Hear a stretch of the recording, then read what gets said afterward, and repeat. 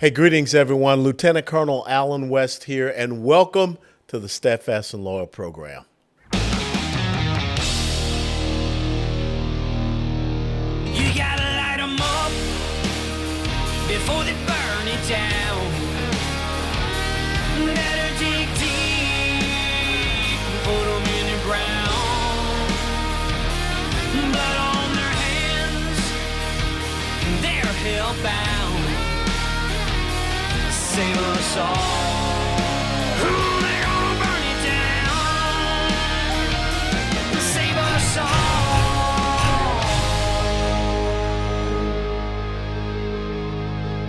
before they burn it down.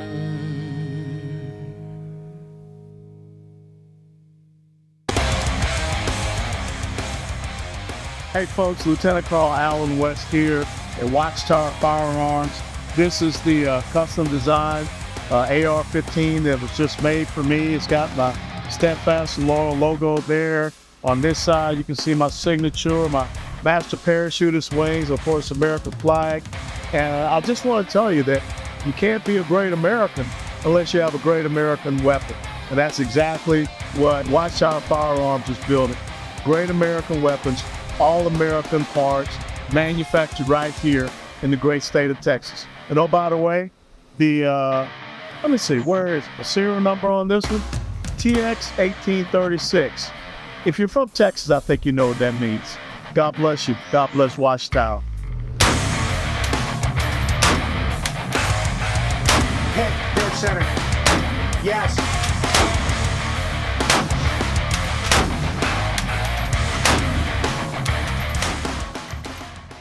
Hey, greetings, ladies and gentlemen. Welcome back to the Steadfast and Loyal program. You know, sometimes you just need to have a good laugh with all the things that are going on in the country right now. But I think to have a good laugh is political satire. And there is no one better at political satire than the folks at the Babylon Bee. And so Kyle Mann and Joel Berry are the comedic geniuses behind the world-famous satirical news website, The Babylon Bee, and the authors of the national bestseller, The Babylon Bee Guide to Wokeness, something I read and I just laughed the whole way through. With 250,000 plus newsletter subscribers and 15 million page visits a week, The Babylon Bee is the most popular satire news website in the world. You hear that? Onion, it ain't y'all. It's the Babylon Bee. So, Kyle and Joel, thanks so very much for taking time to be with us here at the Steadfast and Loyal program. Yeah, thanks for having us. Yeah, thank you. Whoever wants to take this first, and then I'll go to the next person. You know, what was the inspiration behind creating the Babylon Bee? I mean, it seems so simple. You know, when you read Saul Alinsky's Rules for Radicals, I mean, he talks about using humor, using, levity and things of this nature, satire against your political opposition. And finally, someone on our side figured it out. So who was the smart person that said, we can do better at this than they can? Well, I wish it was one of us, but the Babylon Bee was founded in March 2016 by a good friend of mine, Adam Ford, and I started writing for him on day one, and it took off from there. But you mentioned the Onion earlier, and that really was, a lot of the inspiration was we saw how powerful satire was, even when it was being used on the other side.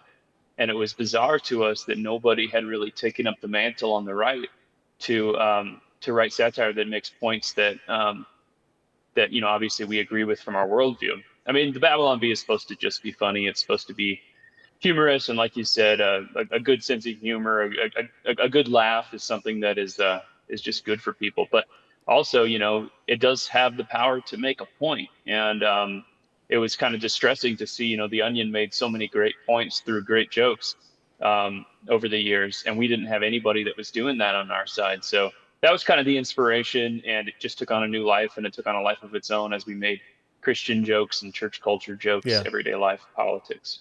Well, the interesting thing is that, Joel, when you read The Onion, I mean, you can see through it and say, yeah, this ain't for real. I mean, it's funny, but this isn't really happening. But when you read the Babylon Bee and the headlines, you go into some of the script of the story, you start to think, well, wait now. I mean, this is pretty interesting, and it's pretty funny when, from what I understand, you have actually had people contacting you and asking you to stop putting out things that they believe that what you have written is true. Am I correct? Yeah, it happens all the time. Our stories get mistaken for fact, and we often say that it's not really so much an indictment on what we do as it is an indictment on just the insane world that we live in today. That our stories would actually seem as believable as they are, and that's where the humor comes from. You know, we're really we see ourselves almost as news reporters from Clown World. So we're kind of giving you the truth. We're stretching it a little bit and exaggerating it a little bit to make a point. But we often are faced with situations where what we write in our website ends up coming true within weeks, sometimes months. And that's just kind of an indication to us that we're over the target.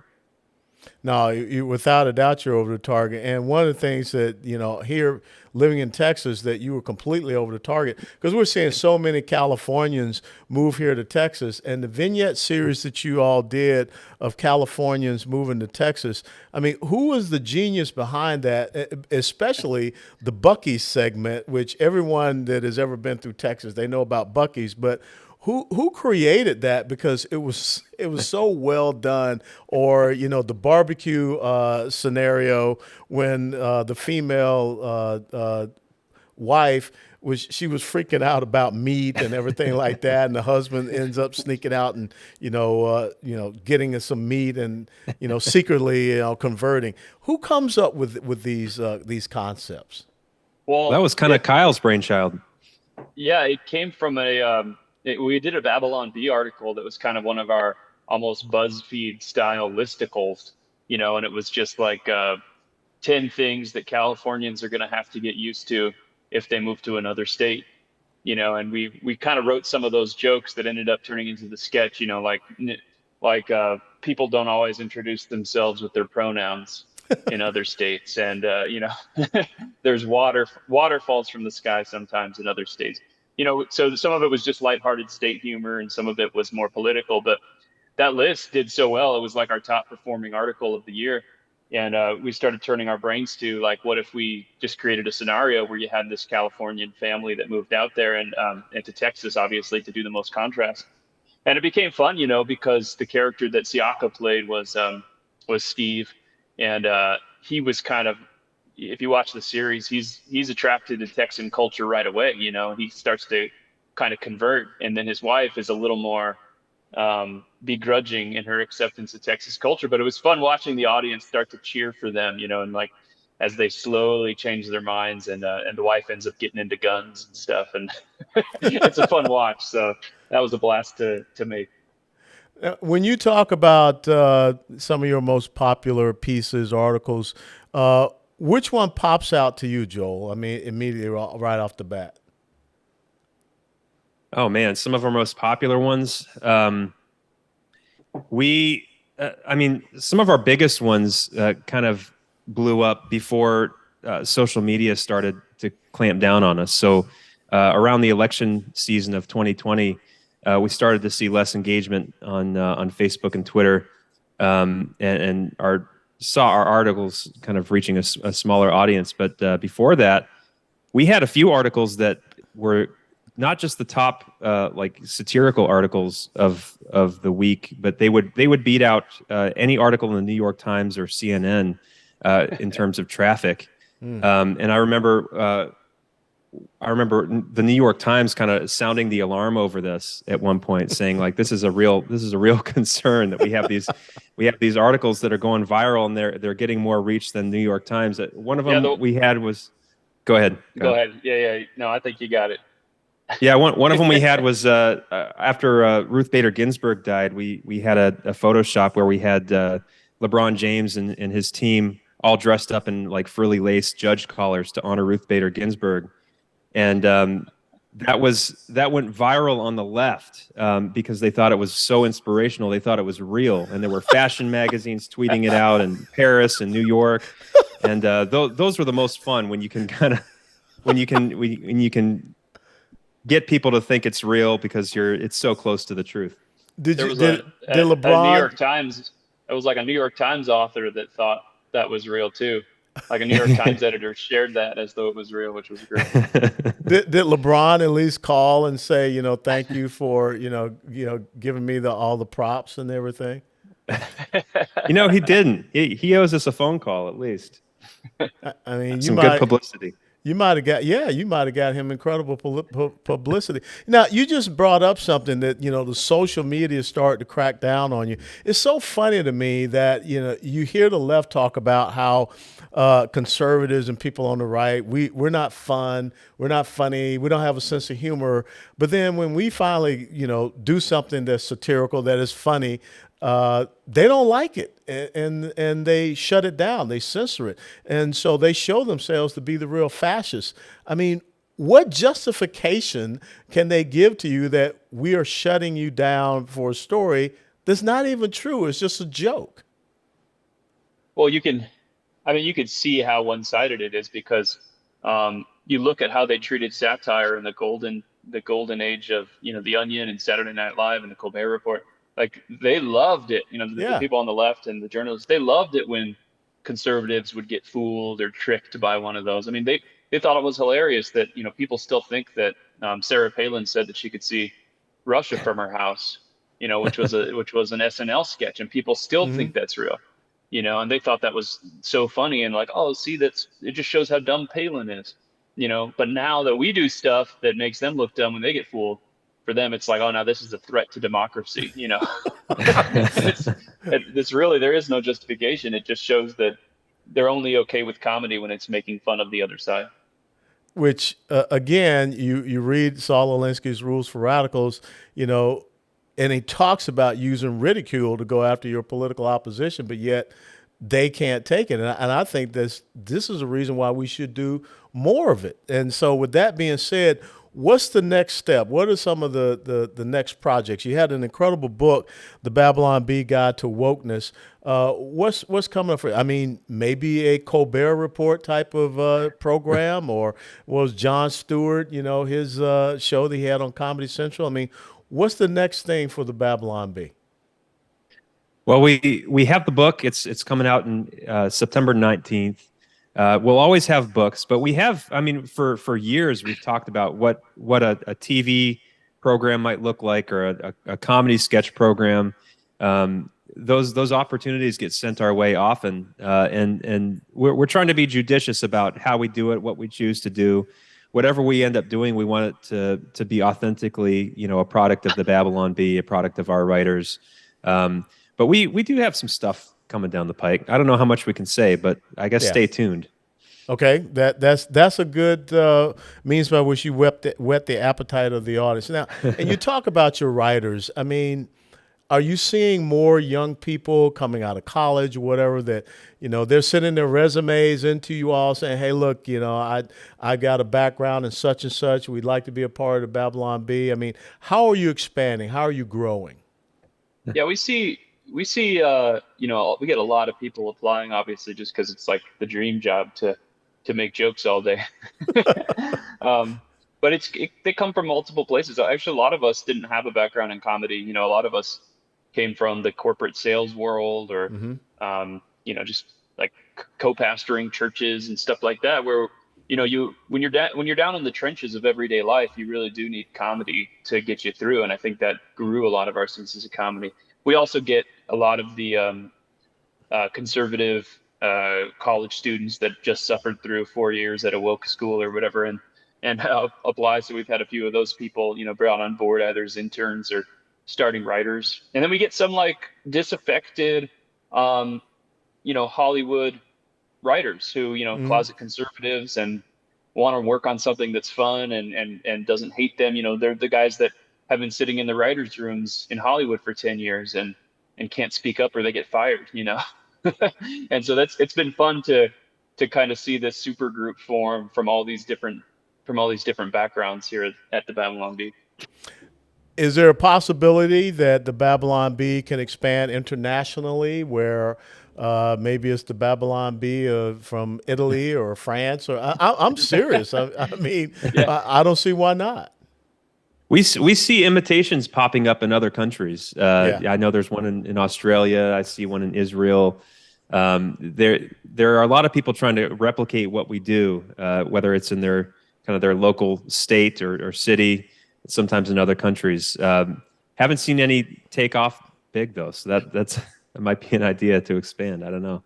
Well, I think that this is, something, if you had an international umbrella, because there are a lot of means where, when you talk about the globalist movement, let's make satire of the globalist movement. And, all of these guys that, talk about, flying to Davos and climate change. Well, maybe they should get on the backs of geese or something like that and fly over instead of doing this. Okay, so as we get ready to wrap up,